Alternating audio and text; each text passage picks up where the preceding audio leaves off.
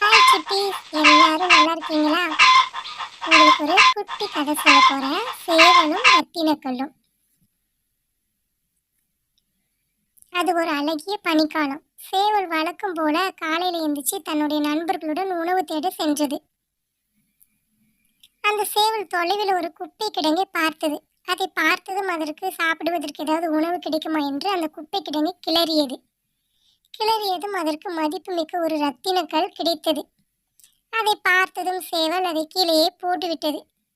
இதை கண்ட மற்றொரு சேவல் கூறியது, இந்த ரத்தினக்கல் உனக்கு கிடைத்து என்ன பயன்?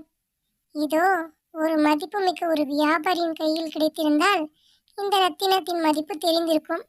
நம்மளுக்கோ சாப்பிடுவதற்கு சிறிதளவு தானியம் கிடைத்தால் அதுவே இந்த ரத்தினக்கல்லை விட மதிப்புமிக்க பொருளாக இருக்கும் என்று கூறி அந்த விடத்தை விட்டு சென்று விட்டன. ஹை சுட்டீஸ், இந்த கதை மூலமா நம்மளுக்கு என்ன தெரியுதுன்னா, நம்மளுக்கு எந்த பொருள் பயன்படுமோ அந்த பொருளே நம்மளுக்கு சிறந்த பொருளாக தெரியும். தேங்க்யூ ஃபார் வாட்சிங் சுட்டீஸ். இந்த கதை உங்களுக்கு பிடிச்சிருந்தா லைக் பண்ணுங்க, ஷேர் பண்ணுங்க, சப்ஸ்கிரைப் பண்ணுங்க. பாய் பாய் சுட்டீஸ். நெக்ஸ்ட் வீடியோவில் நம்ம பார்க்கலாம்.